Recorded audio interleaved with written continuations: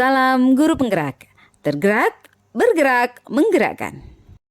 Halo Bapak Ibu guru hebat, di video kali ini kami dari kelompok 3 kelas 10 dari CGP Kabupaten Badung akan membawakan tugas kolaborasi, nilai dan peran guru penggerak.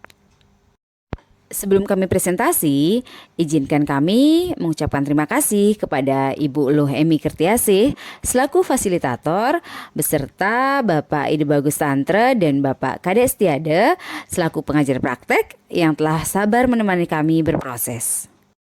Oke, sebelumnya izinkan kami berpantun dulu. Peristiwa kelam coba lupakan, peristiwa senang yang dikenang, seperti yang pepatah katakan, tak kenal maka tak sayang. Baik, kami memperkenalkan diri ya. Kami dari kelompok 3, saya sendiri Nimade Saryase selaku moderator, kemudian rekan saya Inyoman Yudiartana selaku presenter, kemudian Putu Eka Dwipayana selaku pembahas, dan Nilohdian Priyatni selaku pembahas. Presentasi kami mulai dengan membahas nilai-nilai guru penggerak. Kita tahu bahwa seorang guru penggerak harus memiliki 5 nilai, yaitu mandiri, inovatif, kolaboratif, berpihak pada murid, dan reflektif. Selain kelima nilai tersebut, seorang guru penggerak juga memiliki 5 peran, yaitu menjadi pemimpin pembelajaran, menggerakkan komunitas praktisi, menjadi coach bagi guru lain, menjalin kolaborasi antar guru, dan mewujudkan kepemimpinan murid.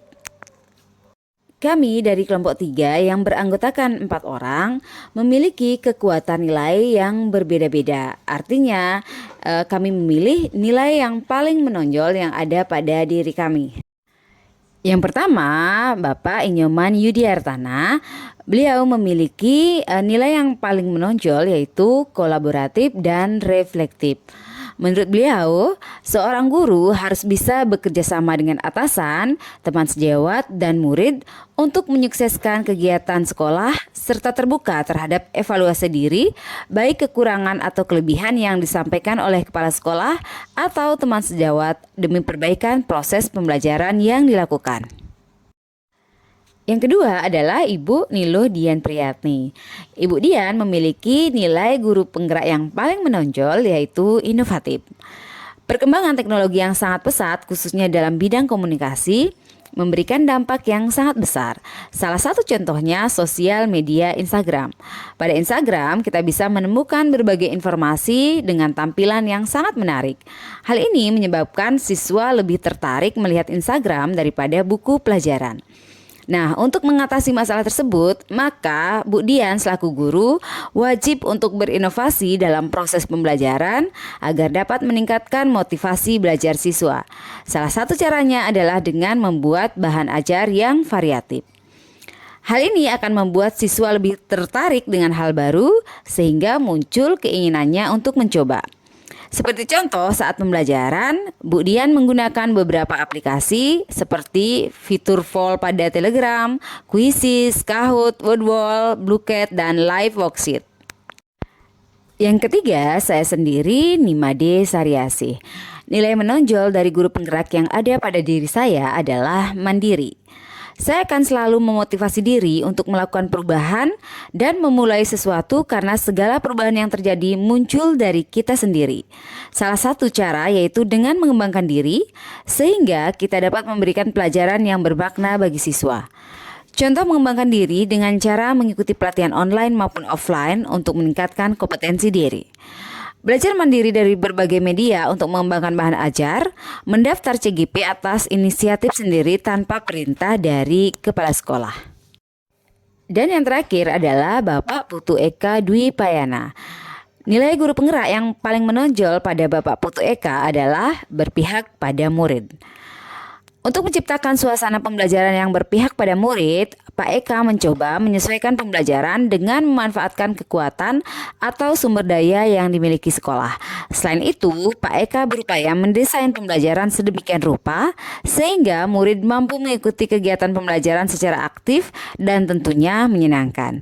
Seiring dengan berkembangnya zaman, kegiatan belajar mengajar hendaknya dilakukan dengan memanfaatkan metode, media, dan sumber belajar yang sesuai dengan potensi dan karakteristik murid.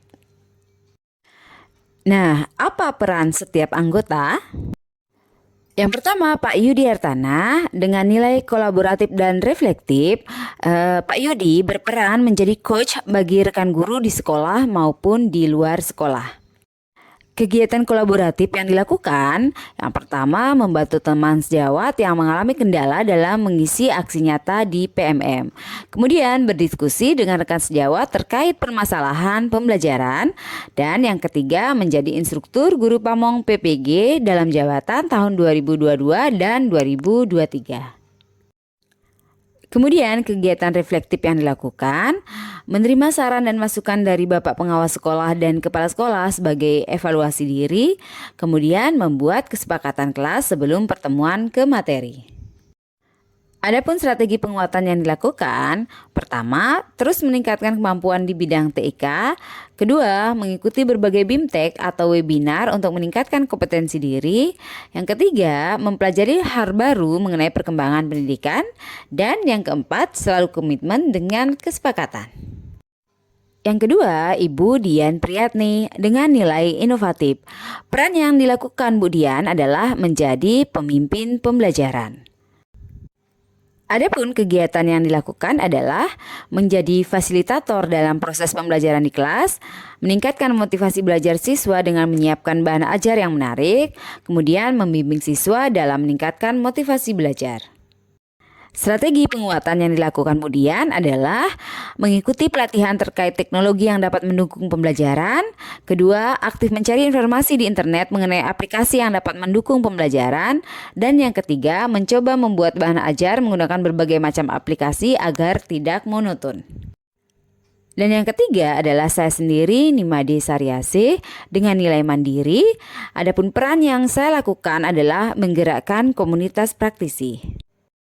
Kegiatan yang dilakukan adalah menjalin komunikasi yang efektif dengan guru lain melalui komunitas praktisi, yaitu MGMP Fisika Kabupaten Badung, di mana kebetulan saya menjadi Ketua MGMP Fisika SMA Kabupaten Badung, serta menjalin komunikasi juga dengan MGMP Fisika tingkat provinsi.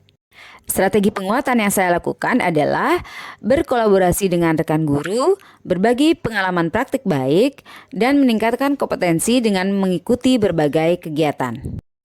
Dan yang keempat adalah Bapak Putu Dwi Payana dengan nilai berpihak pada murid.